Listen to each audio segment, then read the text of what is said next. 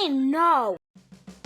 Okay. Welcome back to the From the Fabricator podcast. I'm your host, Max Pearlstein. Thank you so much for joining me once again for another ride through the glass and glazing industry, and thrilled with today's episode. We've got a couple sets of guests that are really interesting. We'll get to that in a moment.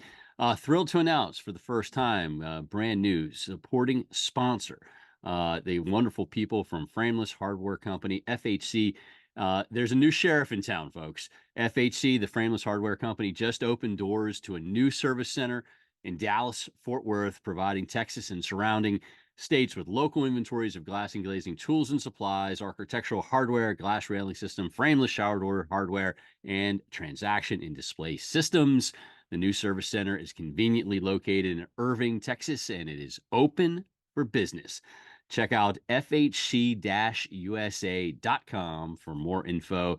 Texas glazers and fabricators now have a choice. Thank you so much, FHC, for supporting this podcast, which features a couple sets of guests. Real pumped about this. We kick it off with Tom O'Malley of Clover Architectural and Kevin Mayer of PurOptima.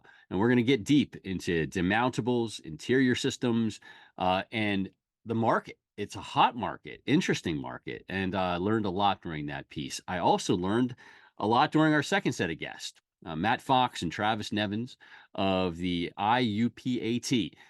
This was an interesting dive for me.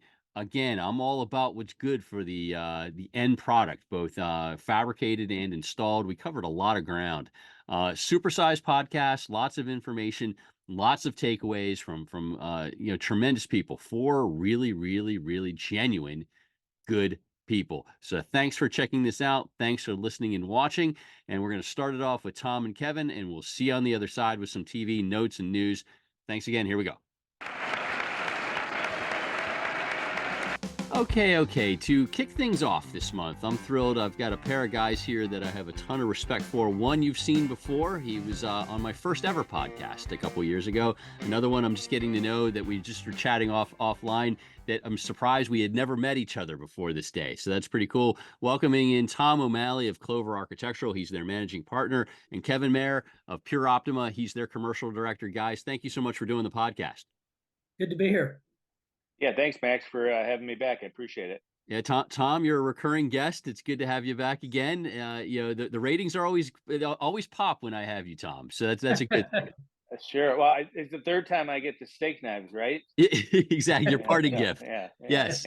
Yeah. Sharpened steak knives. The next, they're not Ginsu though, but they'll be okay. So they'll be good. You can't cut through beer cans with them.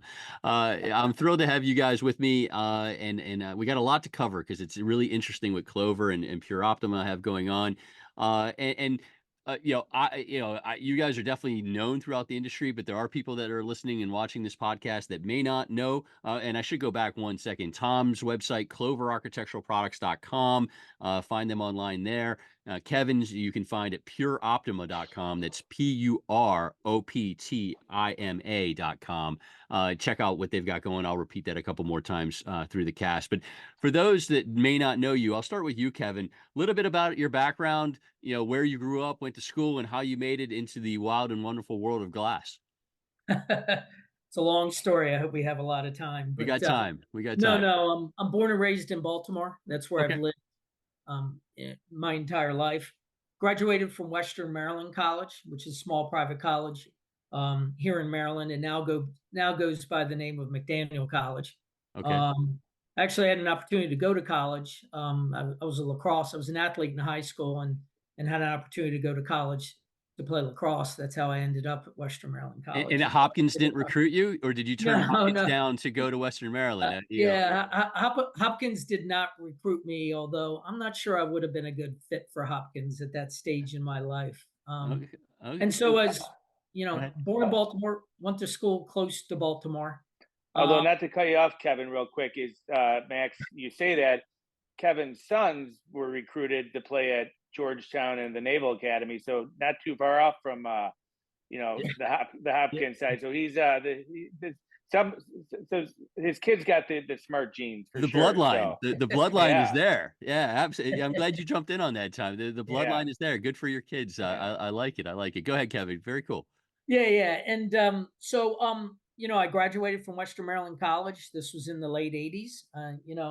At those point in time, when you're in my generation, a lot of the direction you got on career advancement, I had a degree in business and economics, was, hey, you got to get a job so you have health insurance. And so, my penultimate objective and guidance from my parents were make sure you get a job and you can get health insurance. So I literally answered an ad in the Baltimore Sun for a company that was looking for an account executive to run the Mid-Atlantic region. And that company ended up being a building material manufacturer out of Earth City, Missouri. And that was my entry into this industry. And I've stayed in this industry this is my 36th year.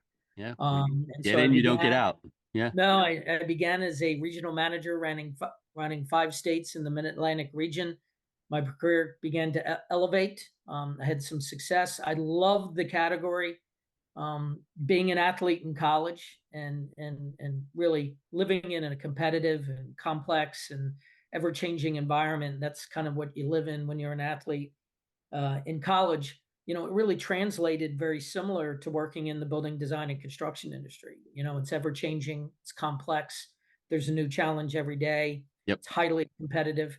So it was a good match, and I liked it. I absolutely liked it. And as my career started escalating, I moved from a regional manager to running the U.S. for a company headquartered in Canada, to beginning the development of an architectural division for a very large industrial metal fabrication company and building a very big business with that company, to moving on to a global specialty contractor for long span roofing structures. And during that journey, I had interconnectivity at very levels with the glass industry, Right. either through the delivery method through glazing contractors and fabricators, or working in the long span roofing environment. We were doing roofs of stadiums and coordinating with the contractor that had the facade of those stadiums. And many of those contractors came from the glass and glazing category. And I also worked with, that's how I got to meet Tom. Also got to work with a lot of the OEMs providing different products to the glass and glazing industry, because one of the companies that I ran manufactured a product that could be utilized in a sunshade or sunscreen system. So there's been some direct connectivity and indirect connectivity to the glass industry for that amount of time. And now that I'm directing North American efforts for PurOptima, which is a division of a global group called Optima Systems, Right. I'm now firmly entrenched in the glass industry because we sell an interior glass solution product. Yep. Yeah, and we're going to talk about that product in a moment. I'm looking forward to that. So good. I like the way you're with us. And now, Tom, a lot of people know, and so I'll let you say it, but let me see if I've got your past right. You skipped a bunch of grades in school. You were kind of like the Doogie Howser. You played basketball for Bob Knight at Indiana. You were on the team with like Dan Dockich and Isaiah Thomas and those guys, and then have been just fabulously successful everywhere you've gone. Did I get it? Pretty close. Although I think you're adding a few years to my life with Dockich and Isaiah Thomas. Yeah, you're more Keith. I'm sorry, you're I'm Keith. a little younger. You're on the team with Keith Smart and the guys that won in New Orleans, right? That won correct. that year. Well, correct. Even actually, I'm Calvert Cheney, so I'm a couple years younger than that. Okay. My bald head makes me older than I am. So yeah, no, it's pretty close.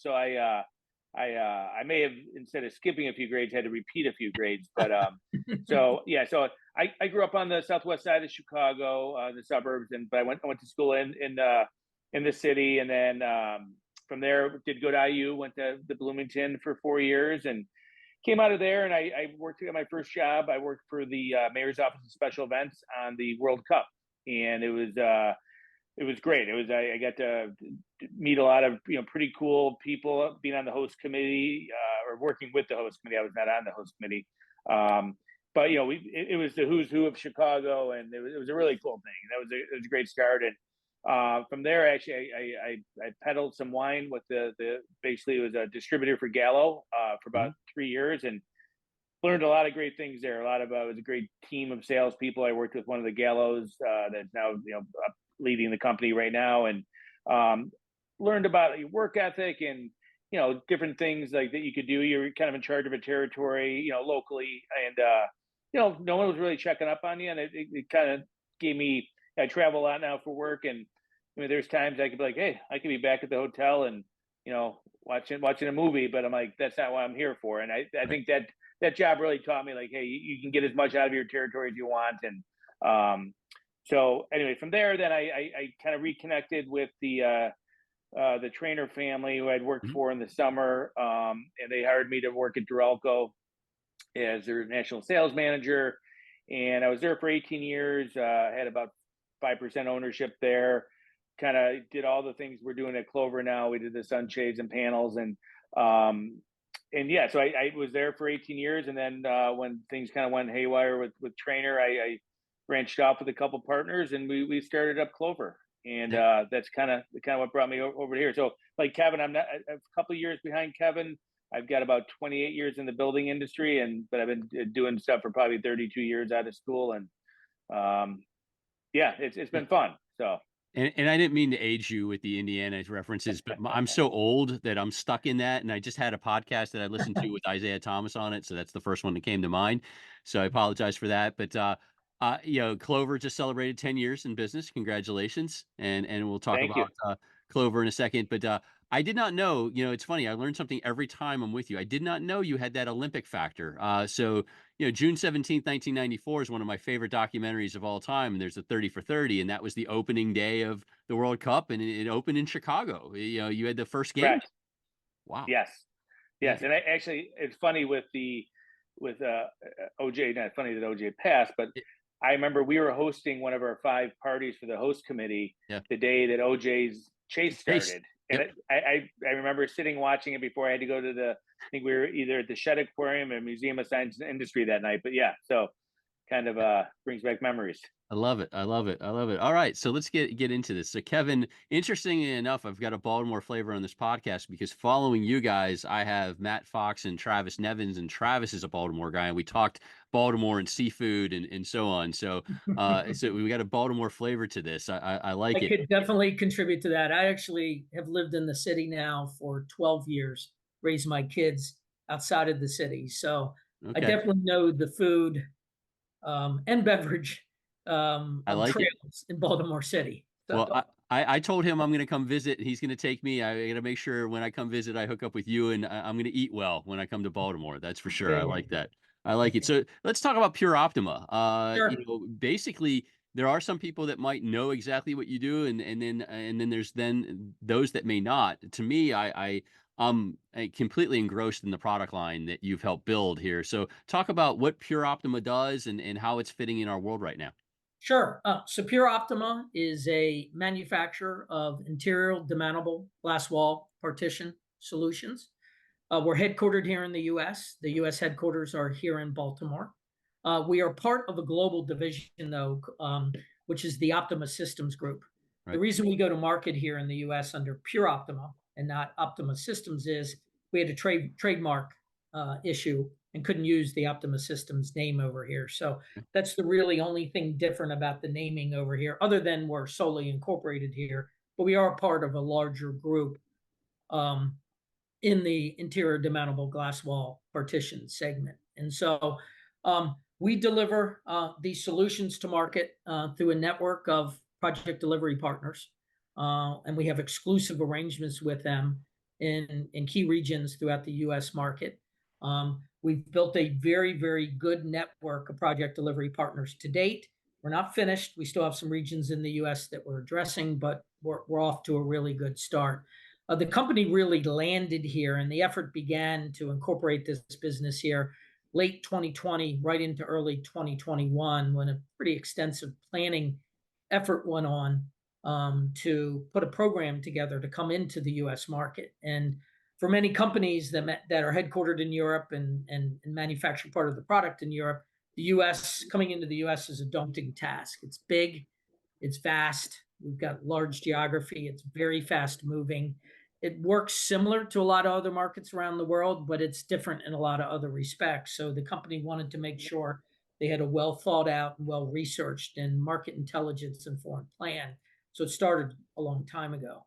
Tom's company is a PDP management company for us. As we get into large regions of the U.S., like the Midwest regions, if we can find a partner to manage the network of PDP partners that has a presence in that market, is already connecting with our partners. And the majority of our partners are glass and glazing contractors and fabricators. Those are the profiles for the majority of our clients throughout the country. And we have somebody who can manage a large region for us, has connectivity with those partners. We'll set them up as a management partner and give them that region, which precludes us from having to manage individual partners in each state throughout the country. And that's Clover's role with us. So Clover is a PDP management partner, managing a network of project delivery partners in the Midwest region. And so that's what Optima does. Yeah.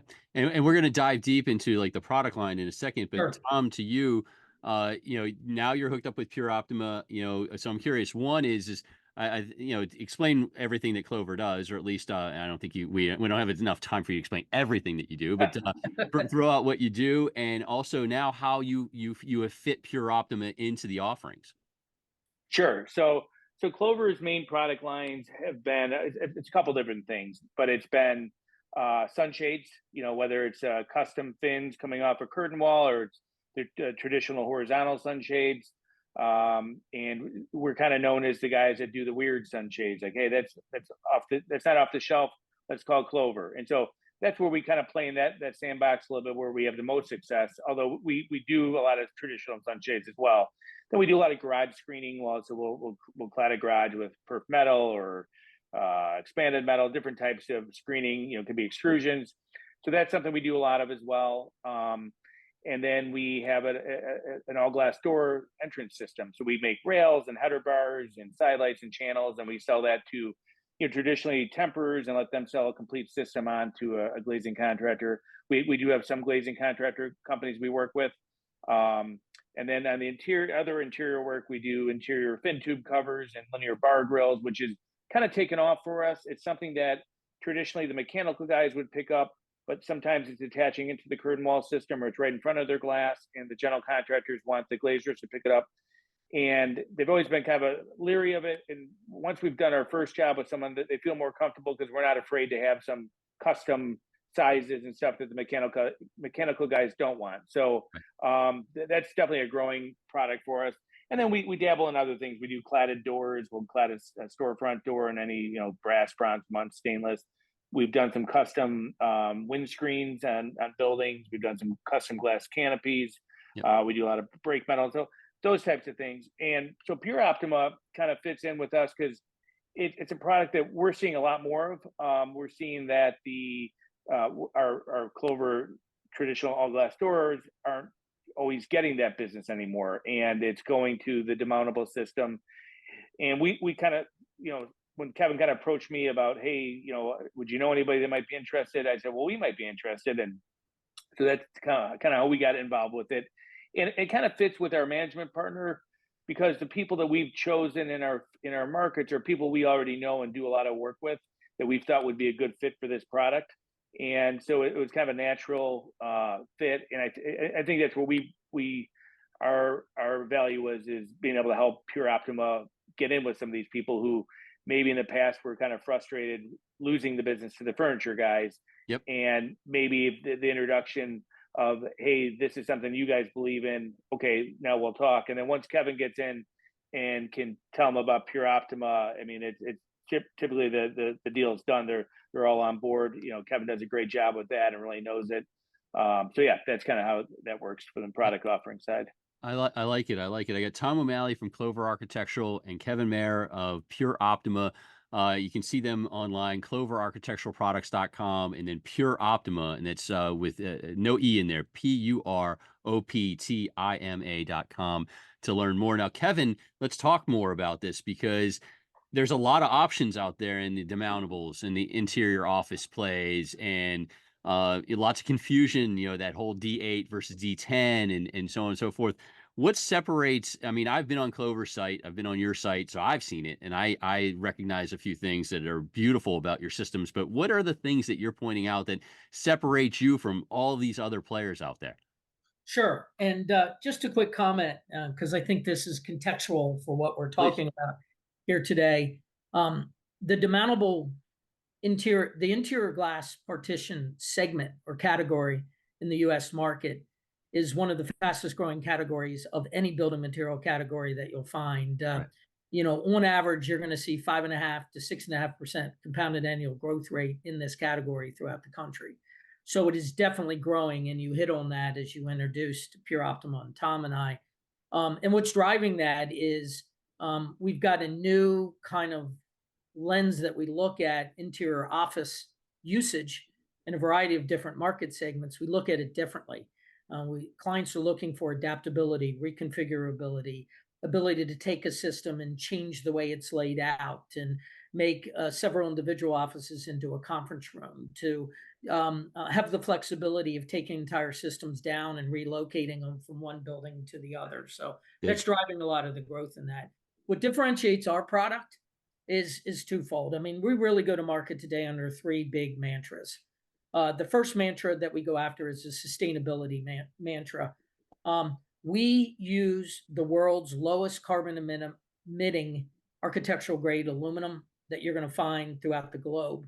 And it comes from a hydro facility over in Europe. And it's a product called 75R. And it utilizes 75 to 78% post-consumer recycled content. And so what we deliver in our system from a sustainability perspective is an aluminum, when it shows up to the job site, that contributes 1.9 kilograms of carbon per kilogram of aluminum to the environment. If you look at aluminum manufactured in Europe, those benchmarks are about 8 to 11 kilograms of carbon per kilogram of aluminum. And if you look at aluminum supplied locally here in the US, you're going to see ranges from 14 kilograms of CO2 to 16 kilograms of CO2 per kilogram of aluminum. So it's a huge differentiation point for us in the marketplace today. And Optima Systems, our global group, invested heavily in the development of this aluminum with hydro. And that's that. It was kind of a team effort between us and hydro to develop the aluminum. And it was a really, really important component of Optima's DNA. Optima feels very, very strongly we want to lead the globe as a building material manufacturer in reducing carbon emissions. The second real differentiation point for us from a product perspective is really innovation. A lot of the reason you'll use this system, other than adaptability and reconfigurability, is acoustics. We can get very, very high acoustics out of these systems, up to an STC of 53. We have a program in place where all of our products are accredited and third-party tested for acoustics. We don't make loose acoustical claims based upon what glass will do in a single glazed or double glazed configuration. We actually test the entire system in a laboratory and have accredited certificates that show how it's performing acoustically. The system is also very, very adaptable from an innovation perspective. We have systems you can put in single glazed today. You want to change the system to double glazed. We don't have to detach the head or the base track of the system. Nice. We can pop the glass out, remove the components that configure a single glazed system versus double glazed system, send those out, and change an entire run of walls from single glazed to double glazed. So there's a lot of configurability in that. We powder coat and finish everything in-house. We have a state-of-the-art, heavily invested powder coating facility. Powder coating is much more environmentally stable than a lot of the coating mechanisms that you see in the marketplace for aluminum and for metal components. And so we do that all in-house, so we can really control the quality, the consistency, and offer a wide range of colors and selections in that powder coating environment. And back to the acoustics real quick, I skipped something. We also test our doors. It's very tough to find accredited acoustical testing in glass doors. In our category and another category, we also test them for acoustics. And then we have a platform of products that give guidance into different configurations that you can use that have the capability to be bespoke. We can customize designs, we can customize performance, we can integrate single glazed and double glazed configurations together. We can work with multiple colors. We have a very flexible product that can get into a variety of different design intents and functional performance requirements that are needed on the job. And then the third leg that we stand on is structural. One of the missing components to the interior glass wall environment today is how do we handle building deflection? If you Right. look at steel stud and drywall, deflection mechanisms and deflection designs are required in all of those systems. Drywall and ceiling contractors that are putting up traditional walls have to deal with those in every office environment. Right. They don't exist in our category, and we got a full range of deflection mechanisms Huge. located in the heads or abutments of our systems that can resolve building deflection, which is a significant game changer in extending the life of the system, because if the building moves, it's resolved in the deflection mechanisms and not throughout the entire system. Those Huge. are the three key differentiation points. And I like him in just some comments. The carbon thing is fascinating because Europe is obviously leading the way. The U.S. though, we're still way behind and don't understand it. But it's good that you're already there. Are you getting asked? In the U.S. are people paying attention to that yet? I assume that the Genslers of the world love it because they say sustainability is not a negotiation. It must be sustainable. How are you feeling in the U.S. with people actually asking for the carbon aspect? Yeah, for the building owners and architectural and design firms that are really leading the North American market with really quantifying and showing how we can reduce carbon emissions and be more sustainable, Yeah. it's definitely resonating. We're Okay. significantly differentiated on that front, and it's exactly what the company wanted to do. They wanted Smart. to lead the globe as a manufacturer, and this is how you become carbon neutral. This is how you become more sustainable. I think the other key component to our sustainability position is we have product EPDs for every one of our products. Okay. And those product EPDs contain a litany of environmental and sustainability testing, from VOC emissions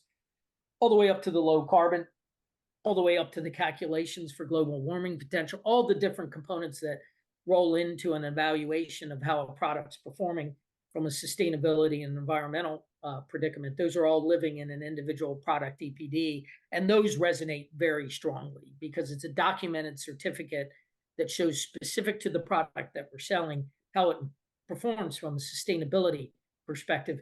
EPDs are used very broadly in the North American market, and a lot of them that you see are corporate EPDs, which really don't speak at all to the way a specific product performs.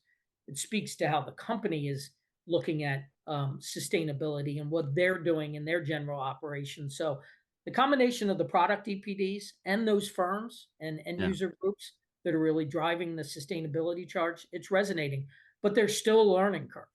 It's still an unknown throughout the general contracting community on how do we reduce carbon from our contributions. That's beginning to build momentum. And with some of the firms and some of the end users out there that really haven't gotten to a point where they have a program or plan, this doesn't resonate as strongly.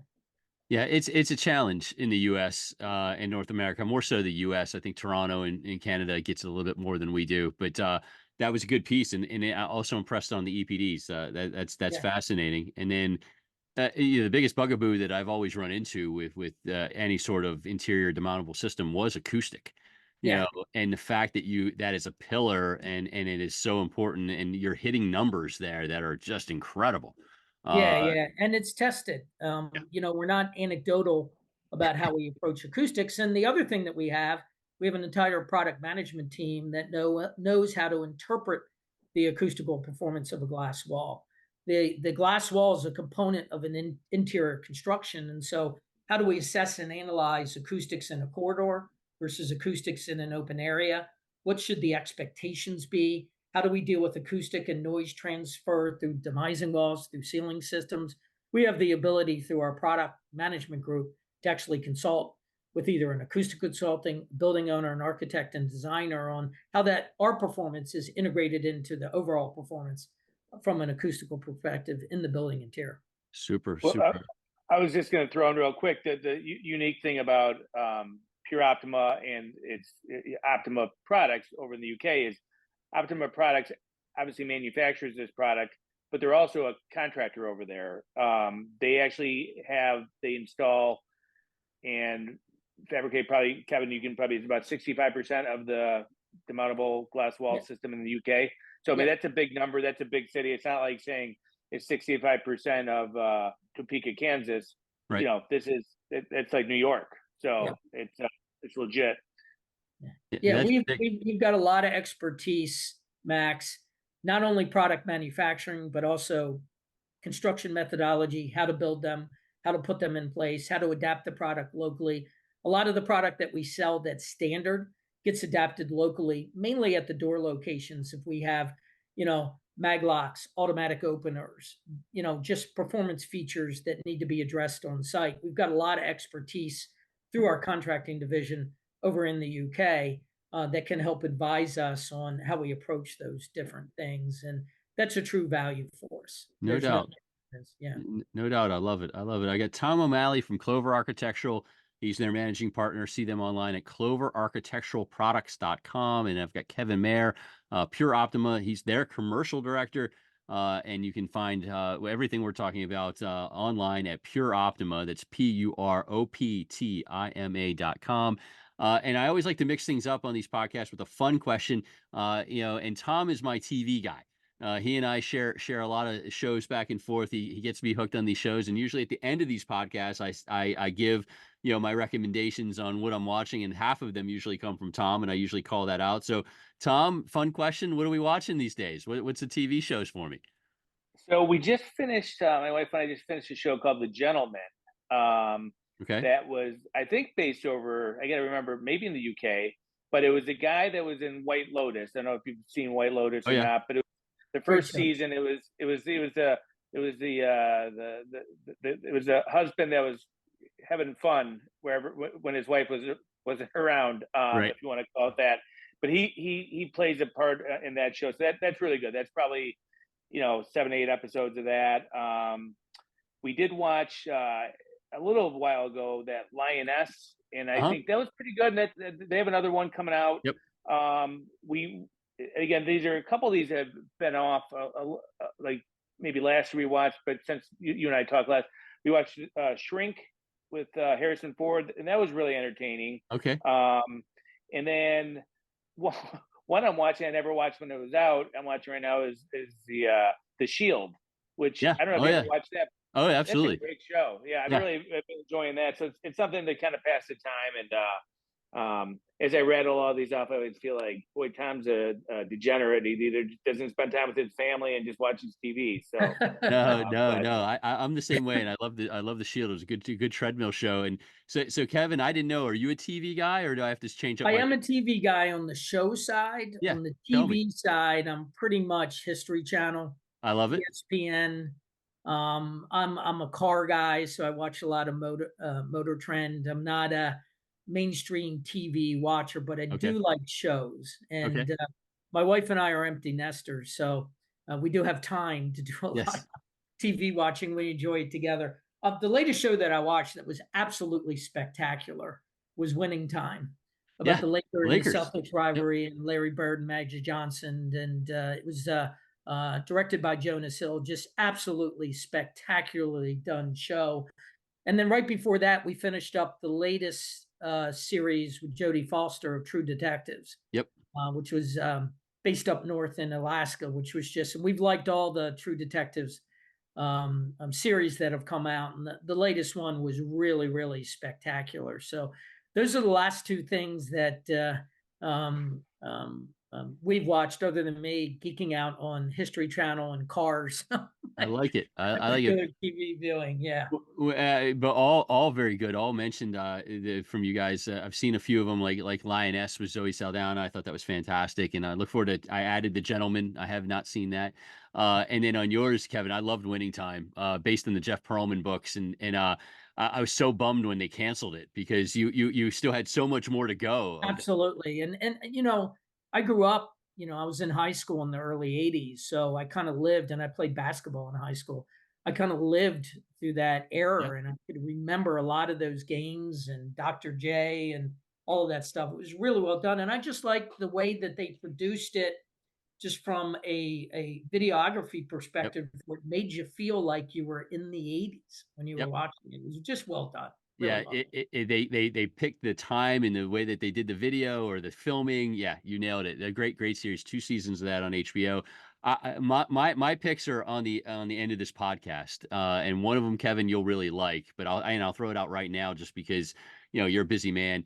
on Apple TV, it's Manhunt. It's the search for John Wilkes Booth. And Oh, since yeah, you're a history guy, on the radar, on the radar. Yes, freaking we did. fantastic. It was 7 episodes, and I did not know the John Wilkes Booth story that well, and kind of everything that went on the assassination of Lincoln, and it was really well done. So it's on Apple Plus. He And actually has a Baltimore connection. does he? So yes, he Oh, definitely.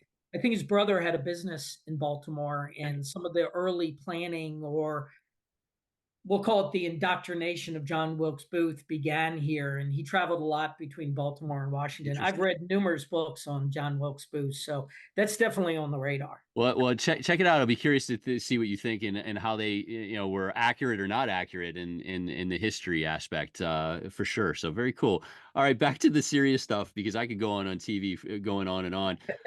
I'm really curious, and really this is for both of you, because you both have maybe a different angle at it. I'm curious on the return to work angle, because the one thing that we're seeing in some cases that more and more people are coming back to the office. We still see some companies that are just, never going to get people back to the office, and they're running out of, running out of time to get people. So first, what are you seeing on the return to work? And then second, how does a product like PurOptima play into the attractiveness in working in an office? And I'll start with you, Kevin. Sure. Really good question. For those of us that live, eat, and breathe in the commercial construction environment, kind of never really left work. Right. Wasn't one of the segments of the economy that was completely shut down. But it does resonate because we're going into a lot of, one of the market segments that we're very active in is Class A commercial office space, and that is dictated by people coming back to work. I think it really is contingent upon the type of business that you're in. Certain businesses require collaboration. Right. You cannot run your business without collaboration, and collaborating on teams just doesn't work for some businesses. No. Sometimes you got to get into a room, you got to get the dry erase marker out, you got to get on the whiteboard, and you got to start brainstorming together. Yep. So I think for those businesses, they were able to get through the pandemic with the remote working, but began to realize real quickly that productivity was falling off. We need to get people back to the offices. So for those businesses, I think we're seeing really strong trends for coming back into the office. It has completely changed, though, the use of office space.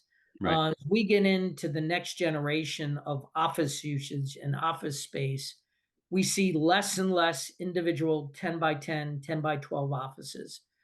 We see a lot more smaller, I wouldn't call them phone booth, but just one person, bar top desk, little chair in there, be able to go in there and close the door and get in there. We do a lot of work with law firms where they really structure their young attorneys to work in those environments where I need to Okay. pop into an office. I get into an office. It's small. It's not my office. I share it with 3 or 4 other people. And then we see a lot of trends in interiors with the conference rooms. The quantity of conference rooms going into the interior workspace environment has, exponentially increased because there's a lot more open planning. The individual offices will go away, so there's a lot more open space designs, but they still need conference locations. Yeah. They still need to get 10 or 15 people in a room and brainstorm, and use the whiteboard, and have conversations and do things like that. So, the comeback to work varies. I think it depends on what kind of industry you're in. Workspace design has definitely changed post pandemic.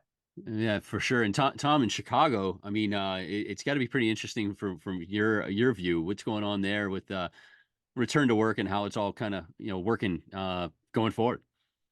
Sure. Yeah. I mean, it kind of piggybacking what Kevin said. It's the people that have been kind of going back more are, some of the law firms that they are kind of those type of people are going down, but maybe they're not going down every day. Actually, there's a big fight right now that's in the city that our mayor wants to have a bigger tax on these types of companies, the law firms, the financial services company, and everyone's like, well, if you're gonna tax us, we'll just move out of your city. We can be wherever we need to be, and we'll move over to Oak Brook, we'll move to Naperville, we'll move right outside the city.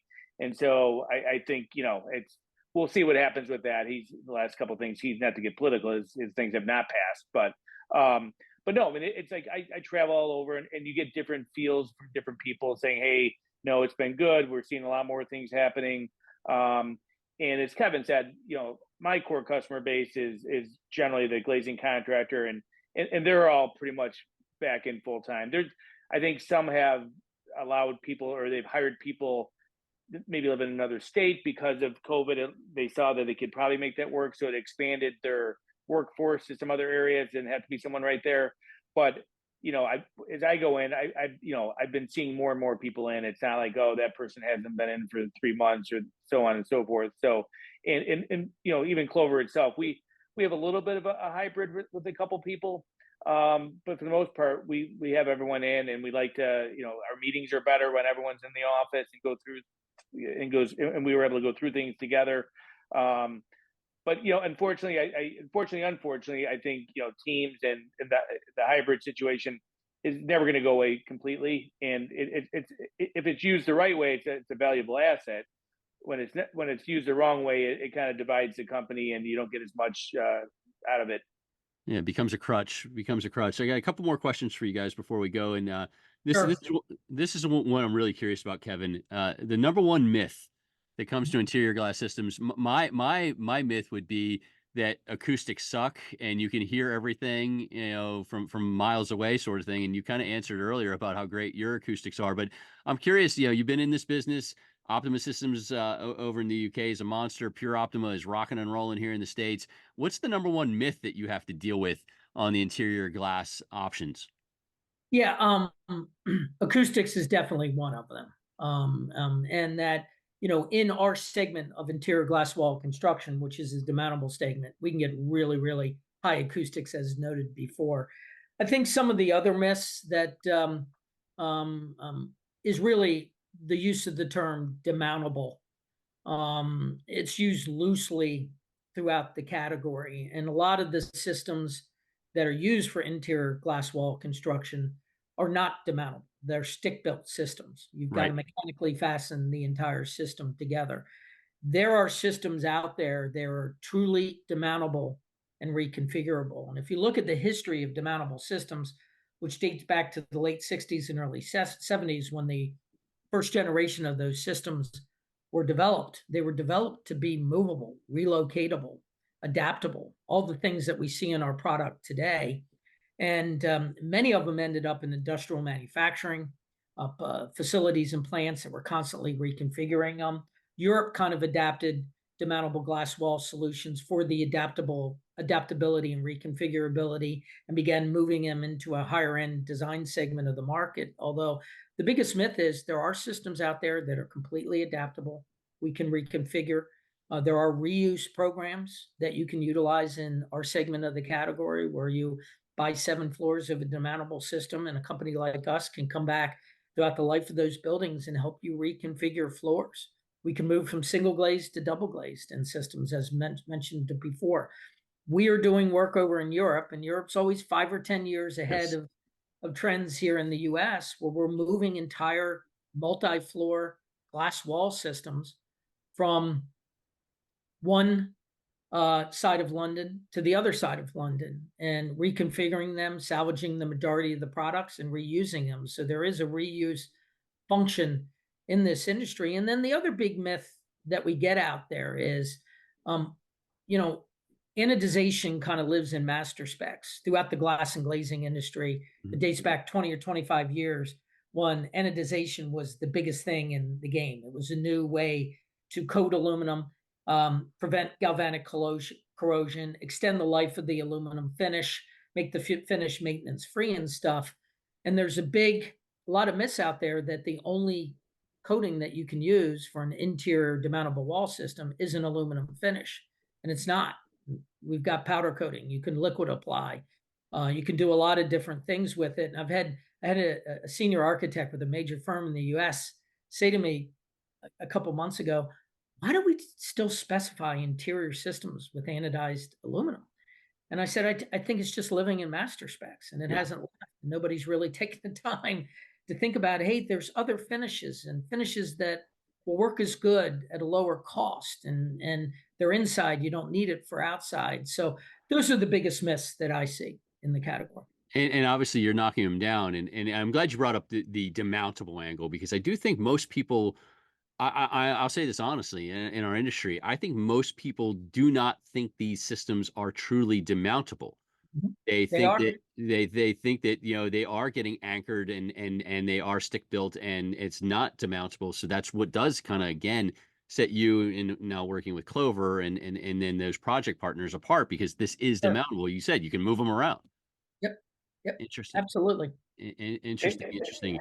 As is the anodized. Tom, I think you're going to add something. You look like you're about to Yeah, jump. yeah, I was going to say the other one is that the so with the PurOptima, it's a higher end demountable system. There's different levels of demountable type systems. I think people think in that level it's only the furniture guys that can do this stuff, and it's not. That's also a myth. That that's what we're working on. Is we feel like this belongs more in the glass and glazing world, and that's what those for the most part are the partners we've been. Those are the partners I've chosen. I know PurOptima has a couple that are not in that world, and not that they're not doing a good job, Right. but yeah, I think it gives us the ability to, the glass and glazing guys. There's a lot of glass that the furniture guys don't know or don't know how to use or don't have the familiarity with, and that you're going to have two contractors on that floor anyways. And the feedback we've gotten and our partners have been great. We're happy you're doing this now. So I think the myth that it has to be a furniture company is also wrong. Love Yeah, it. I think that brings up a really good point, Max. If you could let me pipe in just for Yep. one last thing. Our category originated as an office front category. And when it originated as an office front category, a lot of the companies that developed the first generation of interior demountable or unitized glass wall solutions used that furniture segment because it was just 10-foot office fronts, 10-foot office fronts, 10-foot office fronts, Right. based upon the benefits of the system from a design, performance, and acoustical perspective. We're replacing wall construction inside buildings today. We're Yeah. replacing drywall. Yeah. And we're not only used in Class A commercial office, we're in biotech, bioscience, healthcare, higher education. They're all seeing the benefits of using these systems in a variety of different segments. And this category is involved into an interior wall construction solution. And the capabilities that the contractors and delivery partners have to have need to be vast, and you've got to understand interior wall construction. And our research told us when we were working 3 or 4 years ago putting together a go-to-market plan that one of the biggest challenges in the general contractor, architectural, and building owner community was the delivery of the systems. As they've gotten bigger, more complex, they're replacing walls. They really didn't have supply chain resources that could sell the product and deliver them effectively. In the glass and glazing contracting industry, as Tom noted, they've been doing glass wall construction. They're doing the inside walls, doing the outside of the buildings. They've been doing that and they know how to do it. And it's just a natural connection for this product line. And as Tom noted, it's really resonated well. And the research we did told us that was going to be the case. And it's happening now in the US market. Yeah, you guys are doing it the right way. Doing it the right way. One more question, because we're covering a ton here, but I know you guys are busy. I'm with Tom O'Malley from Clover Architectural. See them online, cloverarchitecturalproducts.com. Kevin Mayer of PurOptima, commercial director there, PurOptima.com. So, Tom, I'll start with you. Business and how it's going. 10 years. Congratulations again on that to you and your partners. You guys Thank you. are absolutely crushing it, and I'm happy for you. How's it going? How's life in the world of Clover Architectural?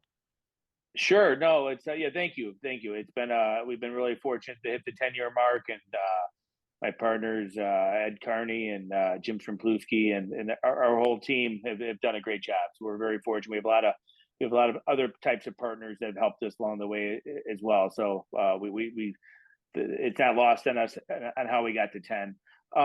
It's good. I mean, it's like everyone. We suffered a few jobs that got put on hold or canceled, or we're waiting to see what happens with the interest rates and stuff. And so it definitely that was at times a little sidetrack we had to take. But we're fortunate that we've got some good backlog, and we're really gearing up right now to be really busy for a while. We've been fortunate. We've had some customers land some nice projects, and chose us as their partner. So we feel really optimistic going forward with everything. But we're not naive to see that what's been going on, that jobs are sitting out there longer and so forth. So we've had to really hustle and and we're fortunate that we have a pretty wide range of products. Clover bought another company called American Custom Fabrication 2 years ago. The owner stayed on, Bill Anasich, and he's done a great job for us. And so we do a lot of, that's where we do our brake metal and other things. So we've expanded our product offerings, and looking at a product like PurOptima, we're very excited about that, and the partners we have. So I definitely would say we're optimistic, and obviously we're not, like I said, naive to know what's going on around us. But hopefully, come election time, depending on whoever wins, I think a lot of people are just waiting to see who wins. Regardless who wins, then they'll feel comfortable to move forward. So yeah, I would agree with you. And Kevin, wrapping up, how's it going for you guys? You're rocking and rolling here in the States. Obviously, you're a force in Europe. How you feeling? Yeah. Well, I mentioned before, we're in one of the fastest growing categories in the North American building materials market. So it's been going great. Good. We're not brand new, but we're new here in the marketplace, and we're building a business here in the marketplace. So days go by quickly, a lot of moving parts, bringing on a lot of exceptional partners, many of them coming from the glass and glazing industry. It's just a ton of fun. I made a shift career-wise as I came on board to lead PurOptima, because I wanted to get back into the trenches and build a business like I'd done with a couple other companies that I've worked with before, and I couldn't be more happier. It's just great. We've got a lot of good partners at the management level with Clover, at the project delivery partner. We've got a ton of support here in the US with the PurOptima team that we built here. We've got a global network that we're closely connected with. It's just a lot of fun, and we're optimistic about where our future tells us. We do know there's some economic conditions out there that are we got to keep an eye on, but things look positive. We're having a ton of fun, and we're growing at a pretty good rate right now. So it's a fun environment to work in. I love it. I love it, guys. This has been fantastic. I appreciate you giving me all this time and taking me through it. I learned a lot. This from an informational standpoint, this was super. So I thank Tom O'Malley of Clover Architectural, Kevin Mayer of PurOptima. You can see them online, cloverarchitecturalproducts.com or pureoptima.com. Please check out both of their websites, guys. Thank you so much for doing the podcast. Thank you so Thanks, much, Max. Max. This has been great. Thank you. Okay. From the Fabricator podcast continues, and this is an interesting and fun one and a different one for me. I've got two gentlemen I've gotten to know a tiny bit. I'm going to get to know them a little bit better, but coming from a totally different angle than I've done on the podcast over the last couple of years. I've got Travis Nevins, lead organizer, Matt Fox, glazer training representative from IUPAT out of Philly and Baltimore. You can find IUPAT online at iupat.org. And a little bit about them, it is the IUPAT is the International Union, 30 district councils in the U.S. and Canada. It covers the glazers, more than 18,000 glazers, and we're going to talk about that, and over 100,000 members in U.S. and Canada. Guys, thank you so much for joining me. Hey, Max, thank you. Great to have you. Yeah, thanks, Max. Thanks for inviting us on. I'm really excited about this. I'm thrilled to have you here. We got a lot to cover. I've gotten to know you guys a little bit, just from talking with you at Glass Build. I've seen some things that you've written, some things that you've posted, and I like it because I'm an industry guy. And at the end of the day, it's all about the industry. So it's going to be exciting to kind of understand where you're coming from and what you guys all do. But let's start with your background. So I'll start with you, Matt. Where did you grow up? Where did you go to school? How did you work your way into this current position?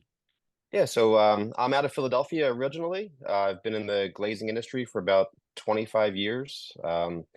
Went to high school, George Washington High School in Philadelphia. Kevin Hart was actually in my graduating class. So no way. Was he a class clown like he shows in his movies? He was the second funniest guy in our class after me. But after you, yeah. Love it. Everyone always asked if he was funny. In high school, I thought everyone was funny. I thought we were all funny. I didn't know that he had something that special. But didn't really have much of a plan as far as college at that time. So just got into the trades. Started working at a local glass shop, and really just to earn a couple extra bucks. And didn't realize the opportunity that was there. So, went down the path of, starting out as a glass worker. I was really just, low responsibility of driving the truck and cutting glass. But I enjoyed it. I enjoyed the people I was working with, especially. And they encouraged me to join the apprenticeship program, which I Gotcha. did. Went through the program, worked at a signatory glazing shop doing different types of, work. And then eventually, the way that our structure is, the apprenticeship program is, in person, and they utilize glazers as their instructors. So they have the, subject matter experts teaching the new workforce. And someone asked me if I wanted to be a part-time instructor, which I was, very excited about, that opportunity. Nice. Was working in the field, I was a foreman on a large project going on at the time. And I was working as a part-time instructor.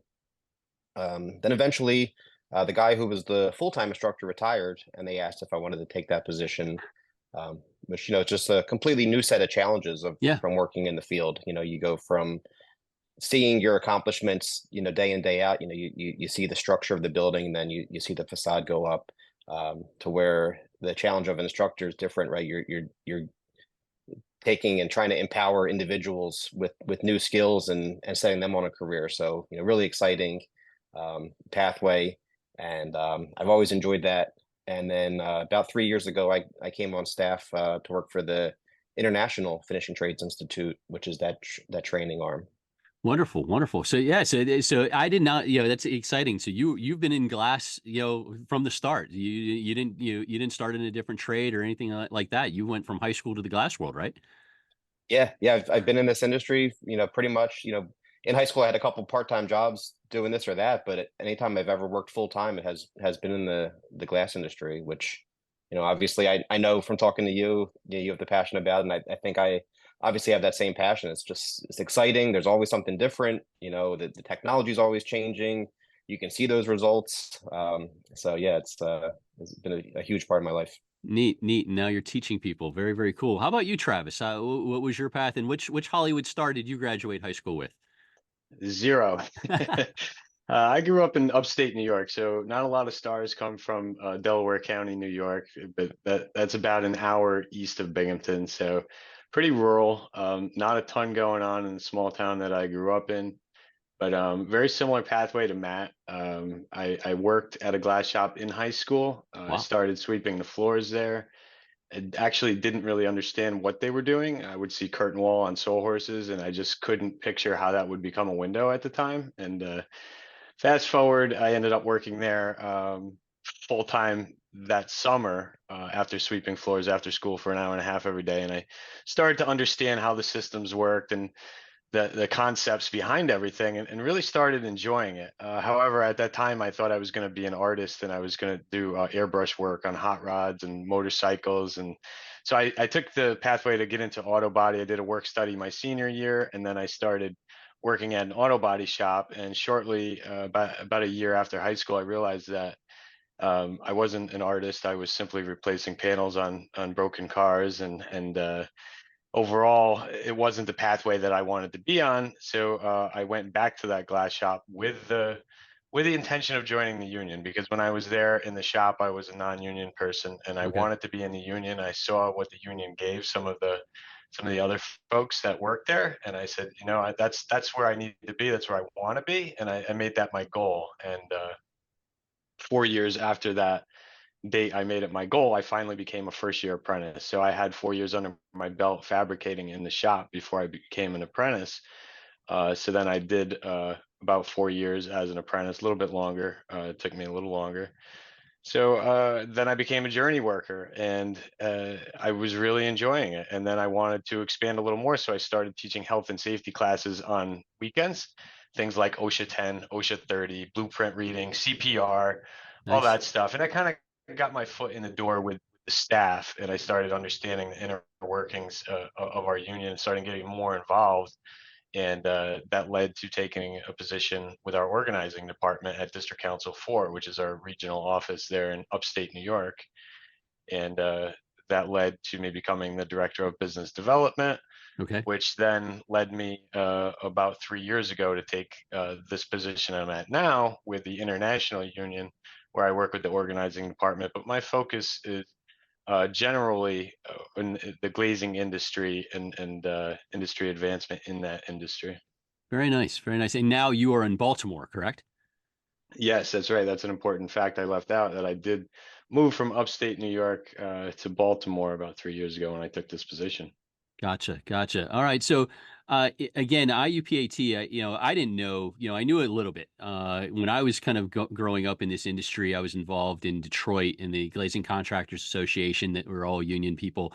I didn't understand, to me, it was union and non-union. I didn't understand, all the different kind of angles, and you guys have helped educate me, and I've been educated over the years. But one thing I was really impressed with, you're training over 3,000 people a year in this world, and so you're getting the training out. You've got training centers, 105 training centers all across the U.S. and Canada. So I love the education that's coming out.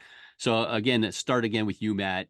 Roles and goals at IUPAT, because you're obviously on the training side. I see the post that you put up, but what is your exact role, and then what is that goal at the end of the day as you being that training representative? Yeah, so I'm very fortunate that I work on several different teams, and we have great people at all of our affiliate councils. And the goal really is to make sure that the the workforce is the most knowledgeable, most skilled, and most qualified workforce when it comes to the glazing industry. So there's multiple things that all the training centers are doing. Apprenticeship being the primary one. The majority of our apprenticeship programs are 4 years long, and it's a mixture of them working in the field, working with the journey workers and learning the craft, contributing on the projects how they can. But at the same time, they're going to school. That school is typically about 160 hours per year, and it's a mixture of classroom and shop training. So, in the glazing industry, if you're on a project, you might be doing repetitive tasks. When you come into the classroom and you come to our training centers, we're giving you the skills so you understand how things work. So if you're just caulking on a job, when you come to the training center, you're learning the definitions, you're learning the terminology, you're learning why things fail, you're learning how things are going to work, where to look to find out if you need primer the right way. Again, you're being taught by a full-time instructor who is an experienced glazer, Right. who also go through training that we offer for instructor development. So they go through different teaching techniques. So kind of getting the total package of when you're an apprentice and you walk in, you're getting an experienced person, but also a professional when it comes to the instructing end of it. Plus, you get the opportunity of working in one of those 105 training centers that you mentioned, to where you can build out those skills. We don't want our members making mistakes on the project because it could be very costly. Yeah. But under the tutelage of our instructors, we can make sure that everything is going to be done the correct time. Make sure that you can kind of work out your kinks in our classroom, ask those questions, and then perfect them, and then be more of a contributor on the project. We also offer journey person upgrade courses. So Max, as you mentioned, you've been in the industry for a while. Our technology is always changing, and that's the great thing about the glass industry. Yeah. No project is the same. Or sometimes you see those box buildings, they get a little boring.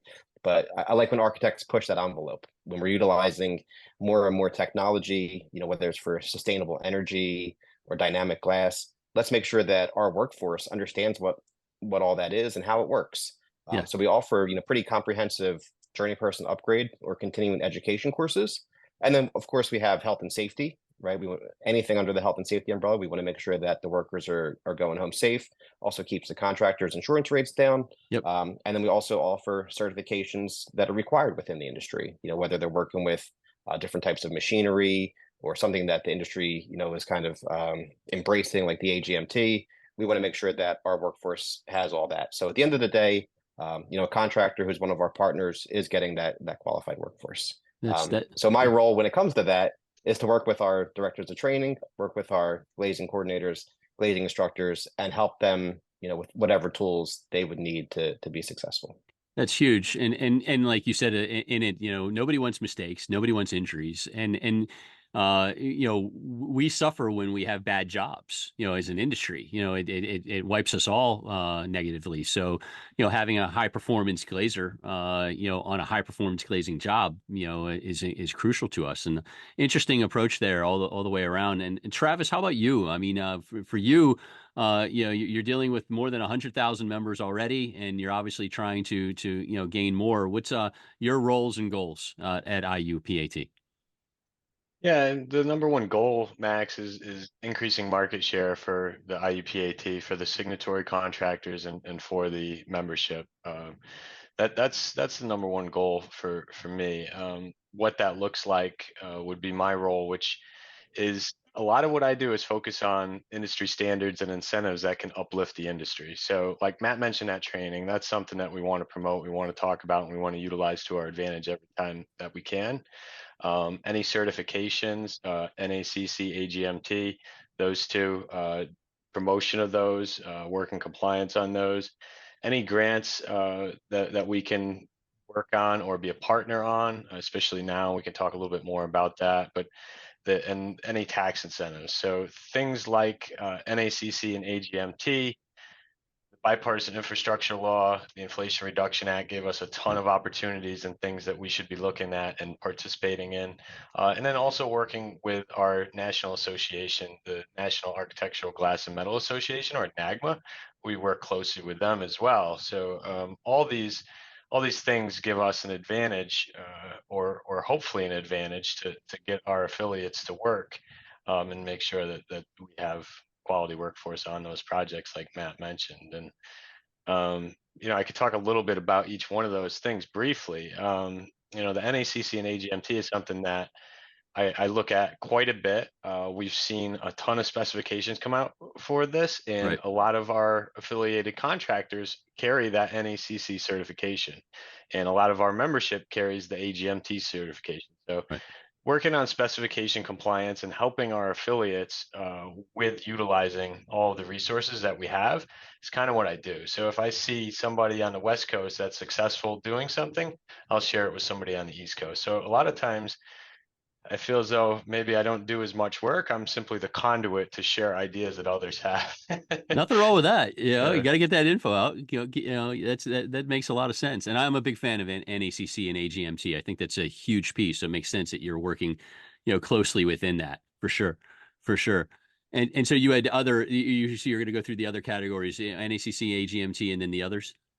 Yeah, well, I mentioned the National Architectural Glass and Metal Right. Association. Some of the things that we do with them, actually, Matt and I were just on a call before this meeting, and we'll be at the AIA 24 conference. So we do Okay.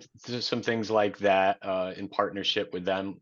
Last year, AIA 23, we did a training center tour with NAGMA where we offered 4.5 hours of continuing education to architects, and they had some hands-on experience. That was a lot of fun. We had a good time with that. And NAGMA also does a webinar series that we work with them on and partner with different vendors on.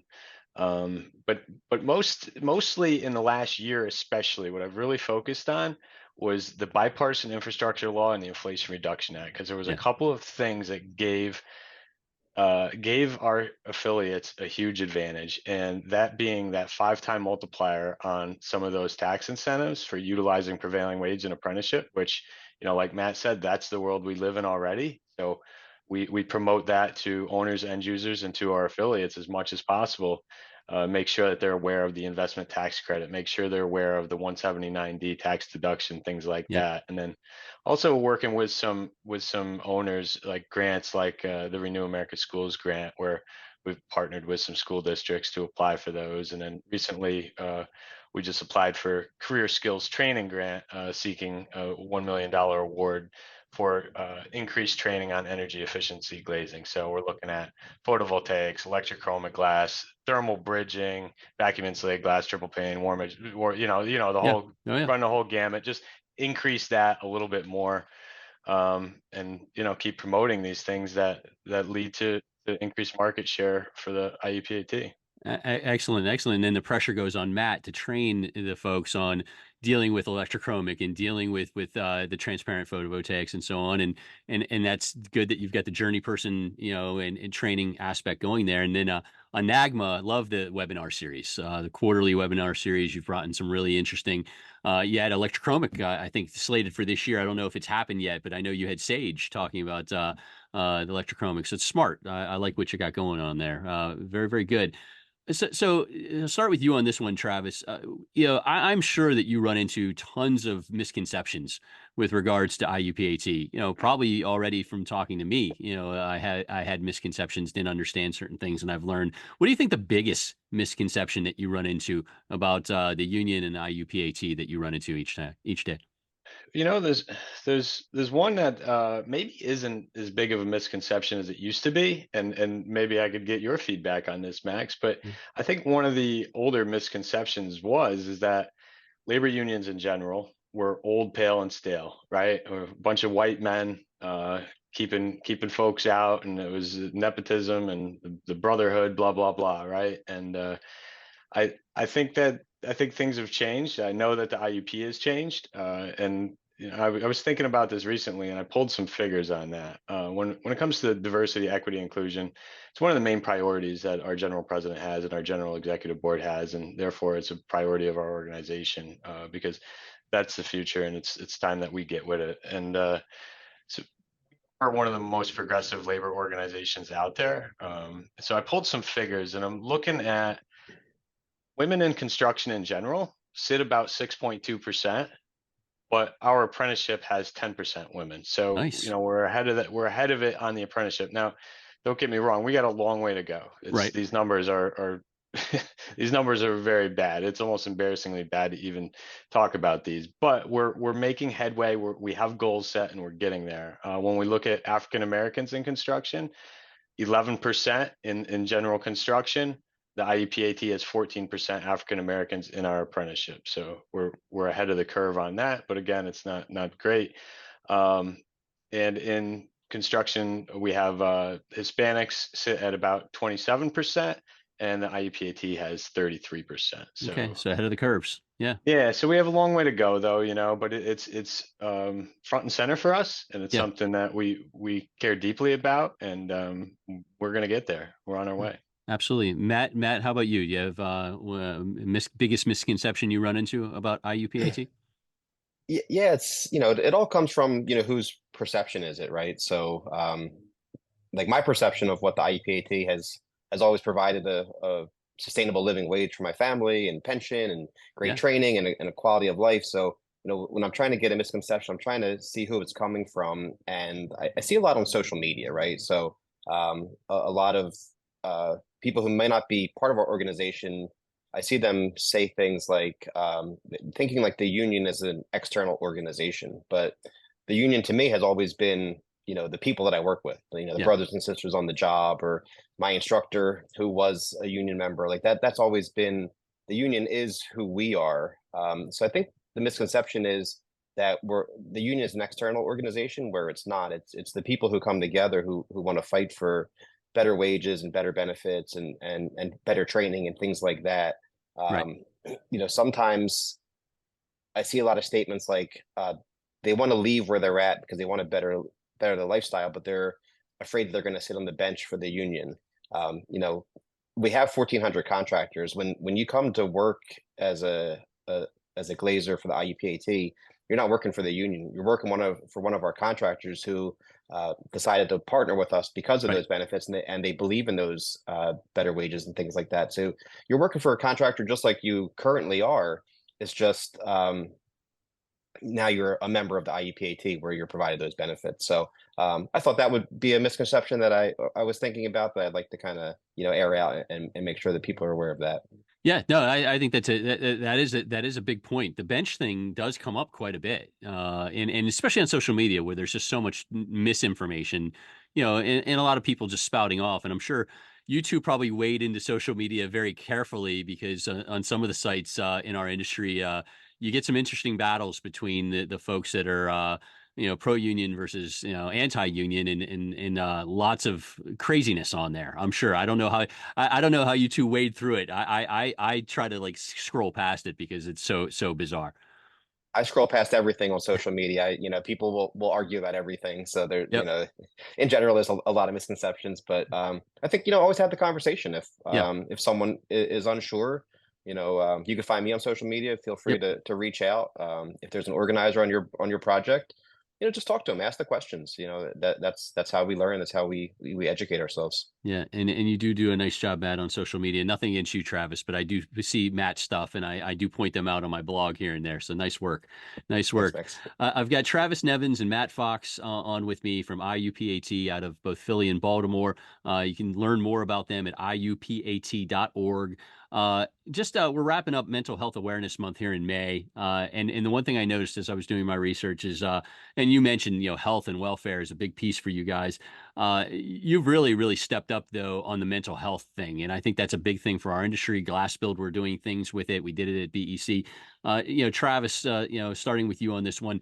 How did you guys decide to step up? I mean, I know you mentioned the DEI step up, but what drove you on mental health? And can you talk a little bit about the programs you got going on?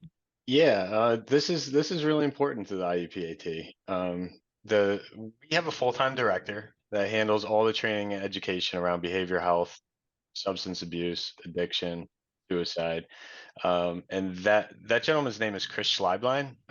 And I believe we are the only labor union that has a full-time person in this position where that's all he does. And I might be wrong, but to my knowledge, that is correct. So we're very proud of that. And also Chris does some excellent work. Excellent. And it's really neat. If we look at what's going on in the construction industry, 5 times as many construction workers lose their life to suicide than the general population. 5 times. That's absurd. We have to do something about it. 15% of construction workers have a substance abuse disorder. That's compared to 8.6% in the general population. So, we're at risk being construction workers. 1.3% have opioid use disorder. That's twice as many as the general population.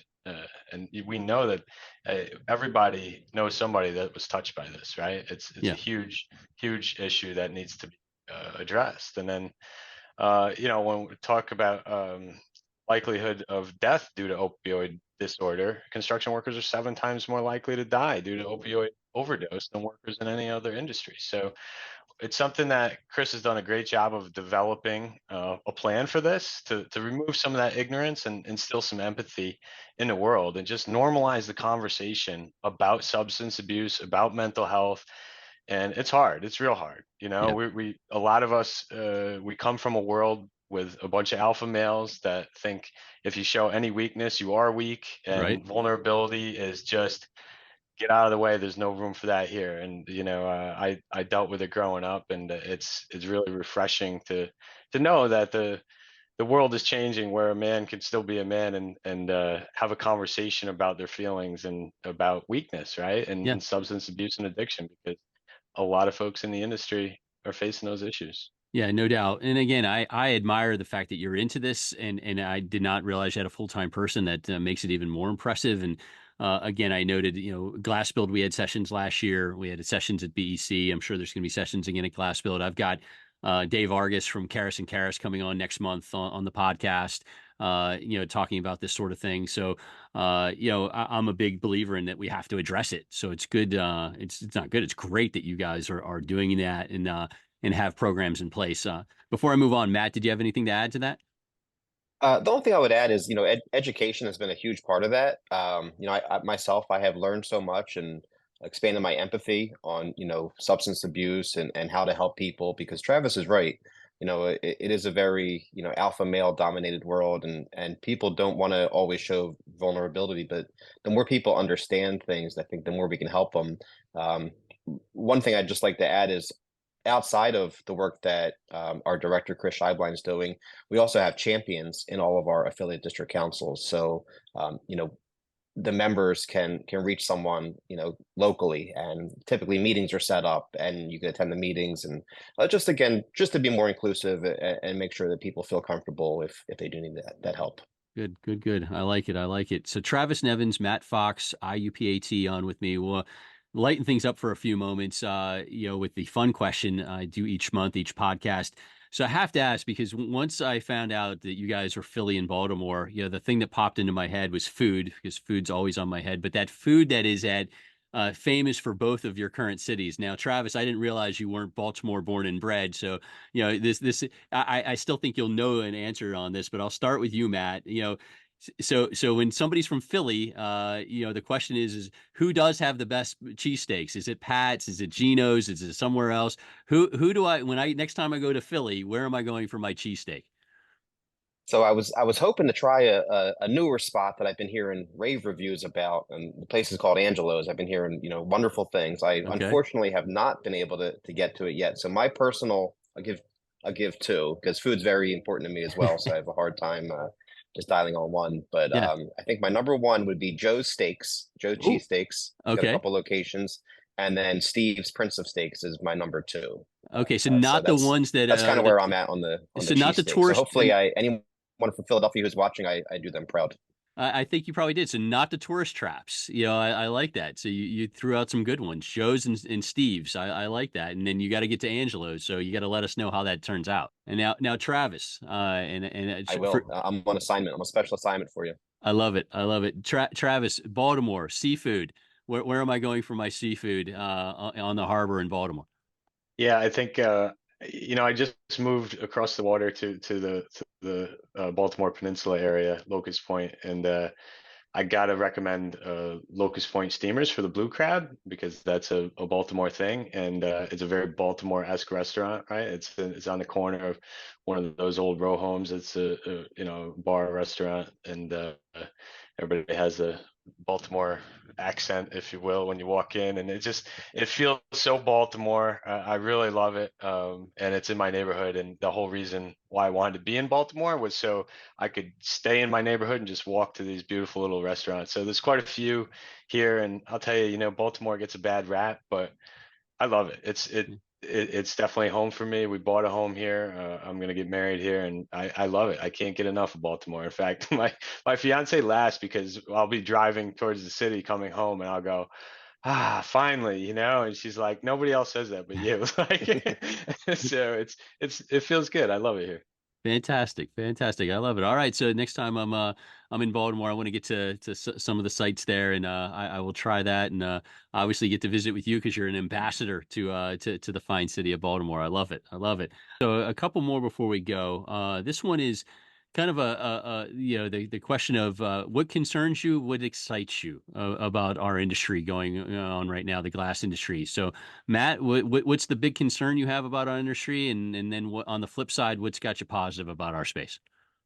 A concern of mine in the industry, and I see it all the time, and I'm sure both of you who are in the glass industry can't help but to sometimes look at others' work.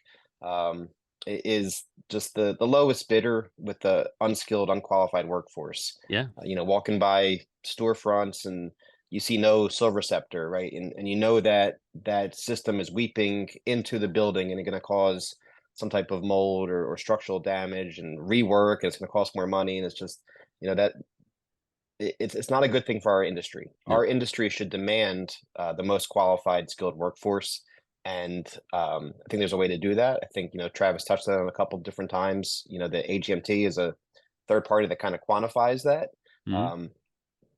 That way you kind of know what you're getting. And unfortunately, I look for it too much. I go to spend the day at the zoo with my family, and they're looking at the gorillas, and I'm looking at the caulk joint. Hey, I'm picking it we all apart, do it. right? We all do it. That's natural for sure. Yeah. So I can't even enjoy myself when I should Nope. be. I get irritated by the poor workmanship. So that's a concern of mine, right? Like let's raise the bar. Let's demand more.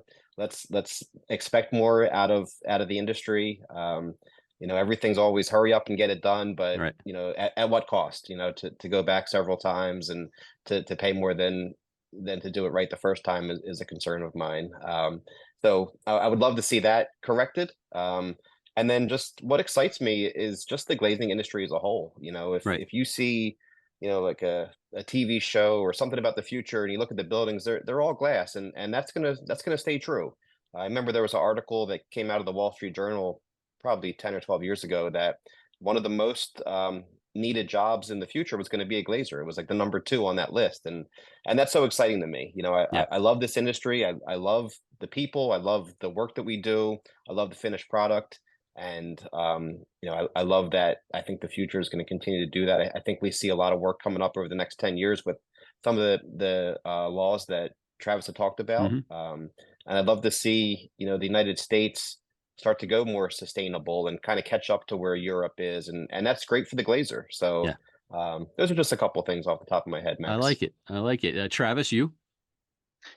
Yeah, I think you know, like Matt mentioned, that there can be a race to the bottom at times, you know, with fly-by-night contractors, and on top of that, to build on that, the misclassification issue where we have so many 1099 workers, and you know, it's the norm in some markets, but I do think overall it's detrimental to the industry. I think that you know, these owners, everything's fast-paced now, right? It's like quantity over quality a lot of times.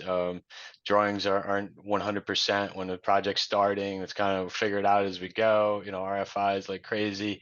I think that this fast-paced leads to the utilization of labor brokers a lot more than folks may want to, and you know, that creates a decline in the workforce, in training.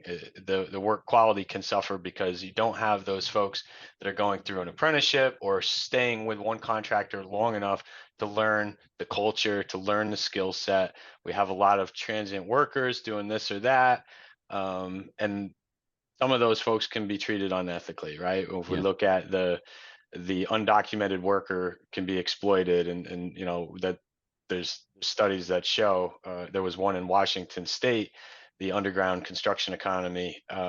It mentions that 14.2% of construction workers are unreported to payroll tax and tax authorities annually. So, you know, there's a lot of folks that are out there working for cash that probably shouldn't be, and then they're also you know, working under somebody that's 1099 that probably should be an employee. So it gets pretty gray, and I think it can be detrimental to the industry. You know, these workers won't have workers' comp, they don't have disability, they won't have Social Security. It puts a lot of the risk on the employee or that person doing the work versus the contractor. So it's an easy pathway for contractors to go down. It's also detrimental on the glazing contractor profits, because now you have these contractors sort of racing each other down, and dropping their margins, because you got to compete, right? So if somebody does it, somebody else has to do it. So, you know, that does concern me, and I think it concerns the government as well. If we look at the Department of Labor, March 11th, 2024, just recently, the DOL began enforcing new standards to determine independent contractor status, and now they look at the totality of circumstances versus just a couple of factors that they paid attention to before, like the worker control and the where they were getting their profit. So there's a little bit more liability now on folks, you know, to have folks be employees versus independent contractors through the DOL rule that took place in March. And on top of that, the NLRB also proposed some joint employer standards that they were going to change. And this actually didn't happen. I believe it was supposed to take place in February, but a Texas court struck it down.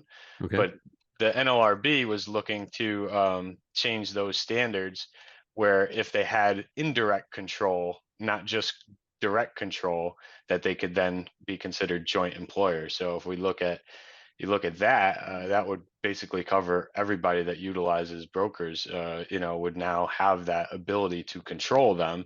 So therefore they could be considered joint employers. So now they would share that liability with the broker, the prime contractor would share liability. So a couple of things there, and you know, that's still out there. It's just they didn't change it to be as drastic on the indirect control, but if there's any direct control, that joint employer status would still apply. So, you know, so there's a lot of moving parts out there that the government sees this as an issue, you know, and I know it's very common, and I'm not trying to poo-poo on folks in the industry, but it's not the model that the IUPAT that I think is good for the industry. I like the idea of mentorship. I like the idea of procuring and raising these workers as they grow into the industry slowly versus throwing them at it and then this high turnover rate.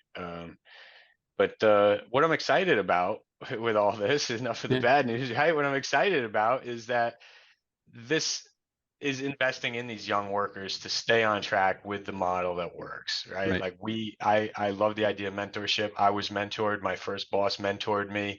The journey workers I worked with mentored me. I'm still mentored by folks in our organization. It's necessary. We need mentors, and I'm excited about that because I think that we're doing it, and I think the good will prevail there. The pre-apprenticeship and the apprenticeship stuff obviously as a part of that, and then the certifications that we talked about, right? I think that's the solution to that problem, is making sure we have trained qualified people with certifications, so that way when they want quality and want the best of the best, there's a way to prove it. Do you think that, and this is a little bit off topic or on topic, but do you think that the whole 1099 thing is a path of least resistance? Yeah, I think so. I don't know that. I think a lot of employers are set up with a W-2 model, and then they may move into the subcontracting of labor, which leads to brokers, and then it's sort of they kind of look at this and say, well, it's not my problem. I've hired labor to handle this, right? I've hired a broker to handle it. But they still have some liability and some risk there, like we just talked about with that joint employer. They still have risk. And I just think that there hasn't been enough cases where folks have seen that risk in real life and seen the liability that comes with it. So yeah, they take the path of least resistance. Yeah. I think the bottom line for me is good product being installed expertly.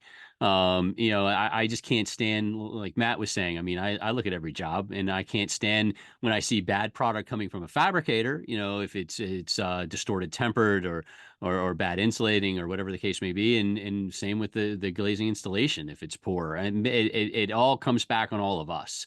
And the industry, we're constantly battling every other trade out there, and it's funny because you guys work in some of the other trades, and I'm sure you have probably friendly battles within the IUPAT, but we fight, we fight the the brick people, and we fight other gas and wood and so on. They do not like glass, do not like, and so when we make big mistakes out there, or even small mistakes that turn into big mistakes, that hurts us.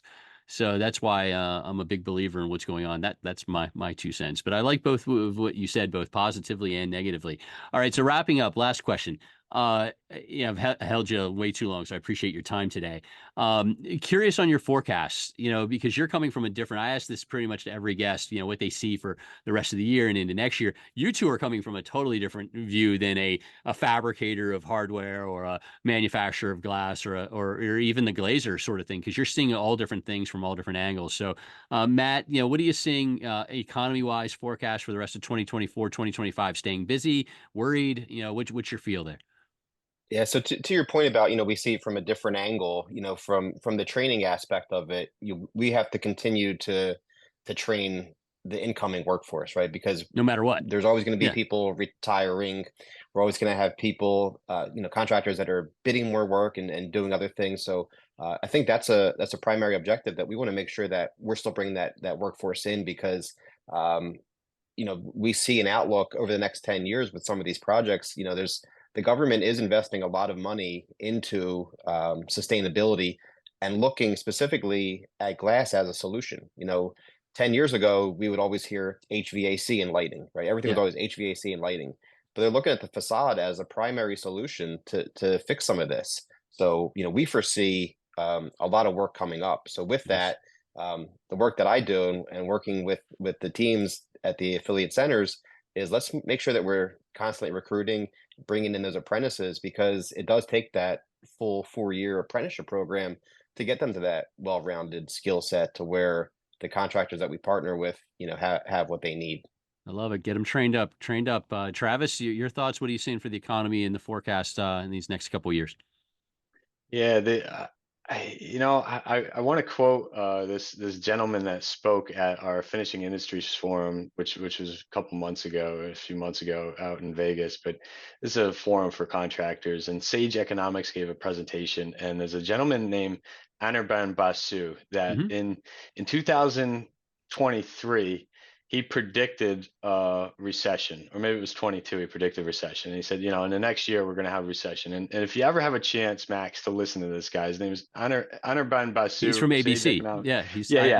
Yep. He's so good, so entertaining. So he says, and then he said, that we'd have this recession. It never came. And the economy's doing great and things are booming, right? So this year, he brought that up at the end of the presentation, and he said, I'm still predicting it 2024, end of 2024. And if it doesn't happen in 24, I'll come back next year and I'll say it's going to happen the year after. He said, because it's going to happen eventually. But so with that, Matt referenced some of the spending with the bipartisan infrastructure law, right? Yeah. The Chips and Science Act. There is so much work coming. I think that we are going to be busy in the future, even if private slows down, because there's so much. If we look at upstate New York, it was slow in the last 6 months. They're picking up. They have that Micron facility, 20 years of work there, right? Yeah. There's thousands of workers are going to go through there, through the IUPAT, going to work in the next 20 years. So wonderful. There's tons of those projects going on. They're all over the place. Never mind what we talked about before with the incentives to utilize prevailing wage and apprenticeship. So I think we're going to be fine with the federal work. The private does concern me if Anirban Basu is correct in this recession, but I don't know. Things are still looking pretty decent, right? So let's see. Well, let's hope he goes 0 for 2 on his predictions. I personally think I think we're going to have some slowing points, but I don't see us. I lived through 2009 to 2010's recession, and the metrics just aren't there to support this. We'd have to really fall off a cliff to get to 2009, 2010. But, we also have an election in November that could be really interesting. No matter how you look at it, it's going to be something. And so who knows what's going to happen after that. But guys, I'm thrilled that I get to spend this much time with you. Travis Nevins, lead organizer, Matt Fox, Glazer training representative, IUPAT. Find them online, IUPAT.org. Learn a little bit more about them. I'm sure you did if you just listened to all this. I did. Guys, I assume I'll see you at Glass Build. I'll see you in the fall. Yes, sir. Yeah, looking forward to it. Fantastic. Well, I look forward to seeing you in person in the fall. Thank you so much for doing the podcast, and continued good luck to you guys, and great work out there. Really, really appreciate it. Thank you. Thanks, Max. Appreciate it.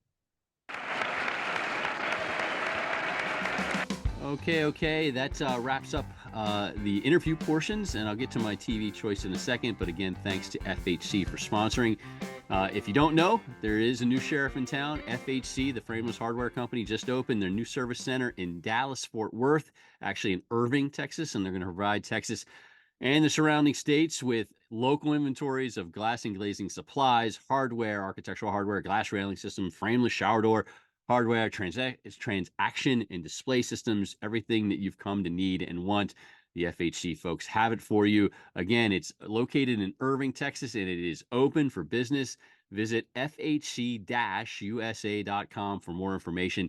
Texas Glazers and Fabricators, along with the rest of the country, you now have a choice. Thank you, FHC, for the sponsorship. Before I go, TV. I mentioned it in the section with Kevin and Tom, watching Manhunt on Apple Plus. It is about John Wilkes Booth and the search for him after the Lincoln assassination. I think it's absolutely fantastic. If you like history, fantastic, really well done. And also, good friend, the gold standard, Heather West, sent me a heads up that I really need to watch Shogun on Hulu. I saw the original Shogun when it was on NBC way back in the day. So excited to watch that one. If she says it's good, it's got to be good. So we will check both of those out. Or I'm watching Manhunt now. Highly recommend it. We'll be watching Shogun next. All right. Thanks for joining me. Next month, 50th podcast. And it's going to be a special one, a little bit different, with some different guests on a really heavy and important subject. So I look forward to going through that, and I appreciate you joining me on that. Thank you all for the support, watching, listening, everything. It means a ton. Thank you very much, and we will see you next month. Oh, the music is stopped.